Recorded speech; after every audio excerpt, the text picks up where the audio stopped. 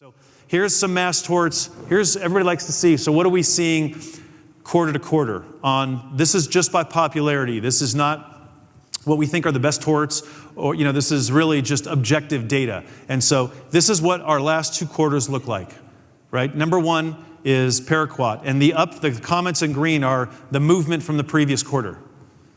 So paraquat's moved from number 2 to number 1. So paraquat absolutely is on a trend right now as the most popular mass tort that we're working on.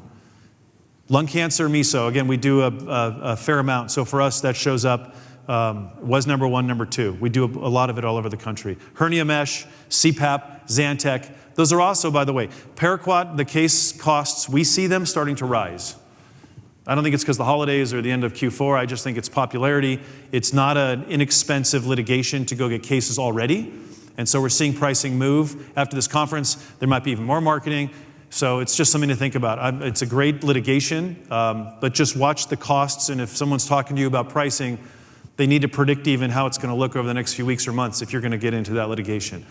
Hernia mesh, CPAP, Zantac, a lot more popular. And so you'll see the rest of them on there. And so let me go through. So the cycle of a mass tort, early emerging, mid-stage, late. Different firms have different, investment philosophies, right? So you might want to get in early where the costs are less, but the risks are higher because the litigation is brand new. Some like to say, what are the late, more mature ones? That's the only ones we want to get into. There might be a shorter time frame between, it settling or there being some kind of ROI, and we can talk to you about those. And so that's just something to consider. A lot of people come to us and say, is it too late to get cases? And my answer usually is if it's only too late, if there's a settlement, right, and there's a file date that you cannot file after, then it's too late. And until then, it's more of a question about costs. And so that's the decision, is the cost higher than you think it's worth to invest in that litigation?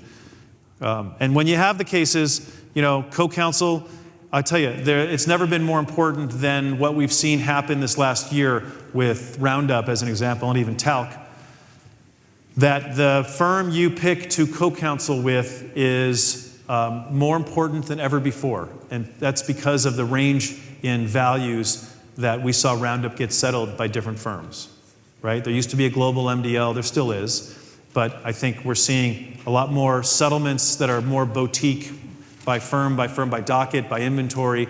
And so I think it's never been more important to take that into consideration in who you're going to co-counsel with. Which is why 11 Pap and Mike came here. I mean, talk about a great firm to do that with. Those guys showed everybody what you can do with litigations like Roundup. I mean, all the litigations they're involved in. But it's a super important, more critical than ever decision, I would argue. And so there's 2 ways to acquire cases, and I'll wrap this up quickly, but really media buying versus buying cases. And there's pros and cons to both. You're going to hear about firms that want to sell you cases, and you'll talk to firms like us. We do both, but we do a lot more media buying than we do selling. And so I'll tell you that in the buying cases, there are marketing companies that want to take a back-end fee, and I'll tell you, you're going to end up, if most of you in the room are going to get cases and then find a partner, you're already going to split that up in some percentage, right? Call it 50-50, whatever it ends up being. And so I just think that to acquire cases and have to pay your marketing company a piece of that just dilutes your equity by a lot. And the cost of that at the end of the day is actually significant. There are plenty of really good marketing companies. You can get cases at a cost that makes sense without paying a back-end fee. And so I just think it's important. The math, I do the math on this. It's probably hard to read. But, a case that costs you $1,000 to get ends up really costing you, I think almost 9 or 10 grand if it settles and it does okay. And so that's a big difference. It's a lot of money. It's not a lot of money today, but it's a lot that you're giving up. And so the pros of buying cases, you get a fixed price. Some people like to know, I want this price. That's what it's going to be. I want 100 of them. Right? The cons are what I talked about earlier. There's referral fees, but there's no transparency to the origination. So go back to what I talked about earlier and the risks of how was the marketing conducted, how were the cases aggregated, how did they get signed. All of that is this monstrous little black hole, this question. And not to say a lot of firms selling cases aren't doing it right, but it opens up that question. And so I would just go back to my slide that says ask more questions, make sure you really see all those different pieces before you go buy cases, so you understand how they're getting originated. There's also what I call cherry picking, which is if I had 100 cases and I can sell a few firms them, how do I decide who gets which ones? And so that always gives me a stomachache because I don't want to have to decide who gets which ones. And so our media buying service doesn't do that, right? We set up a campaign, the calls get answered, qualified, signed for one firm. There's no one picking and choosing who gets which ones. It's all very transparent. And so I'm a fan of media buying, but the market these last few years have really introduced more firms selling cases. So we do both. It just depends on the appetite and how a firm is comfortable getting cases. I would tell you explore both. On media buying, you're going to see what the real price is. I think your ethics risks are reduced because of the origination issues, and there's a little more flexibility on criteria. So depending on the partner you pick, you might find they have a unique criteria or one that's more stringent than others. And so when you get cases, you have to make sure that those cases actually follow the criteria of the co-counsel partner you're going to work with, right? That's super important.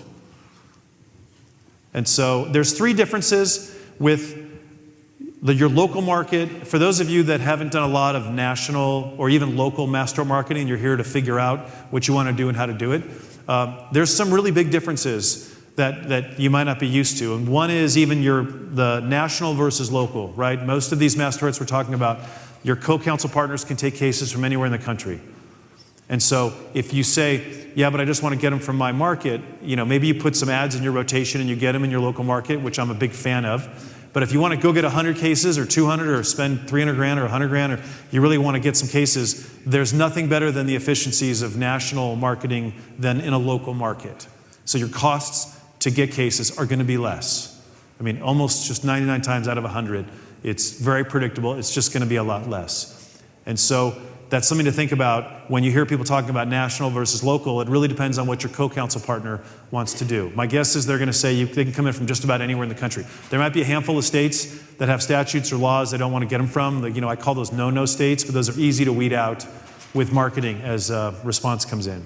And then the brand. So everyone, I'm guessing as a firm, you work hard at your brand in your local market. Believe it or not, when you do a national ad, the brand, and we've tested this a million times, it's just mind-boggling to me. But if your firm is not well-known nationally, and there are some firms that are really known nationally, right, where having the name on the ad national would actually carry a lot of weight, but that's really the exception. It's not going to help your results. In fact, it might even not help the results, but raise the costs, because someone sees an ad with your brand on it, they don't know who you are. And so we test both. We really go by whatever the firm wants. If they don't care, we just keep it fairly generic, but very compliant. And so it's something to think about. If you're in your local market, your brand matters. We know that. If in national, it's just funny. People respond to ads that often don't say what law firm. They just talk about the injury, the litigation, what you should do, and a response. And so it's unexplainable to me, because I think people really would connect more with a brand. But there's not a lot of law firms that are getting mass tort cases that have national brand. And so that's just something to think about. If you're going to go out and do a national campaign, you might say, hey, I want my brand on there. I want people to search me out and look me up at Google, and that branding is going to start, and there's value to that. So it's something to think about. And then handling and contracting, you heard me talk earlier. Answering calls and doing the contracting on a national mass tort is different than the intake you've built on your local single event business. It just is. And it's going to come in odd hours of the day and the night. And so I would just tell you it's really not expensive, but it's worth looking at how can you bring in best practices so those calls get handled the right way. We set up a abuse center, we call it our victim abuse call center, victim intake center.